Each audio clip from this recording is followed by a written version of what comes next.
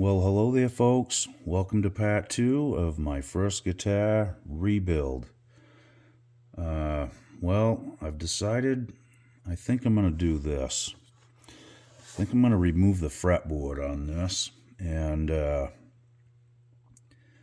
we can get a good look at what's going on underneath here, and I can determine what I need to do as far as cutting the neck off or trying to fix this broken crack that's in the heel, which was fixed a long time ago by me. So the first thing we're going to do is get the fretboard loosened up here. It's going pretty slick. I just started using a really thin down palette knife scraper, okay? You thin that down with a grinder really good. Now, what you got to watch when you do this kind of stuff is this. This can actually dive down into the wood, so you gotta kind of keep a straight approach to it as best you can. You can heat your knife up too. That's what I did to get started. I just heated it up with my soldering iron for a minute, and the glue's pretty hard, so I didn't have much trouble getting it started. You can see the fretboard extension's loose, so I think the best move is to just take the fretboard right off this thing. Like I said, it's not easy, but sometimes that's what you have to do. Like I said, this guitar's been battered and bruised for years, so I'm not really worried about scratching it, but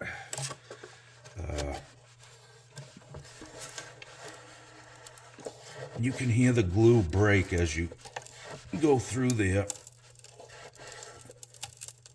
And what you do is, okay, so you can see we got the fingerboard started right now. The fretboard extension's up off the body.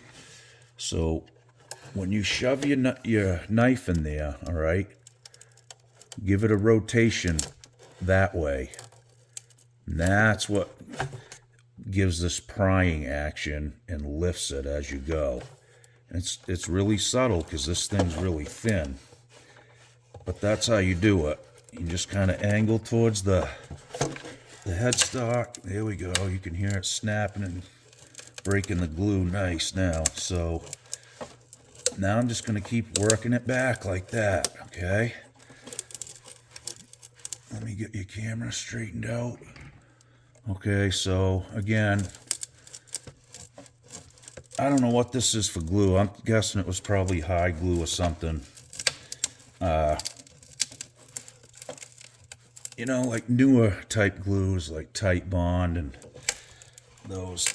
I kind of had it to cut out, I think. This stuff, protein glue, gets really hard and kind of almost brittle, which helps. If I was doing this on an expensive guitar, I would keep reheating my knife. I would probably even heat up the fretboard itself. I mean, this is usually... Oh. Try not to cut your finger. Whoa, that was close. Okay. Again. Yeah, I did get it a little bit. I'm okay, though. So there you have it. Oh, man, that goes close. It just nicked my finger on the knuckle right there. You can just see a little bit of a cut. But like I said, this is almost razor sharp. I've ground this down with a grinder and sandpaper, and this is all I use this for. So, okay, the fretboard's up. Yeah, it took a little bit of wood with it. I mean, it's minor. Not really worried about that. It's not like it took big chunks and divots out of here. So, not really sure what's going on here. They've got a piece of wood right in the middle. It's routed like it would have a truss rod.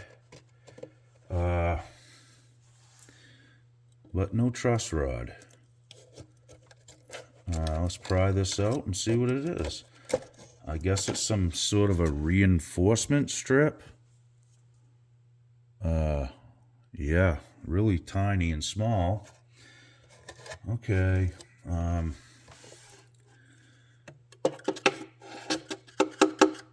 It's quite odd. It goes all the way back here, this routed channel, which does nothing at all.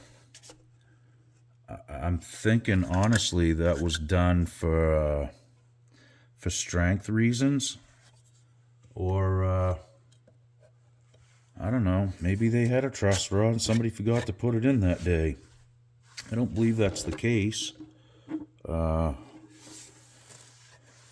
there is indeed a channel in there. Like I said, I'm not really... Oh, goodness, look at that. I just found a steel rod in there. Hear it? Let's take a peek. Okay, there it is. So there is a steel rod in there for reinforcement. Maybe we'll put something in there ourselves. I don't even think that's glued in there. And not really sure how far it goes. I'll have to do some more investigating. Okay, so I can feel the rod. It sticks out to about there. Oh, my finger's bleeding. Okay. It sticks out to about there. There's no adjustment or anything. It's just a steel reinforcing rod in there. So I think we're going to do something different when we do it and reinforce it a little differently. I'm not sure if I'm going to take that one out. I'm not sure if I can even get that one out. What I am thinking about doing is putting something on top of it and gluing that in after I get this straight, which isn't a bad piece of business. I mean, like I said, all in all, this is a really inexpensive guitar. Don't judge me what I'm doing here. You know, this isn't the exact precise way to remove fretboards and stuff, but that is how it's done. I mean, at the end of the day, I would have took a little more time, but really there isn't a lot. There's some stuff hooked onto there, but the rest of this is right basically to the fretboard. Okay, so it wasn't that dirty. It was pretty clean, and this stuff down here isn't going to really affect anything. So in any case, now we can get a good look at this joint here and try to determine what we're going to do here. Okay, so we get a straight edge going across the fretboard. I'm just holding it up here by the nut. I'm right on the fretboard and on the body. I'm not on the bridge or the saddle or anything. We're just holding it across the body. So you can see some gap under here, okay?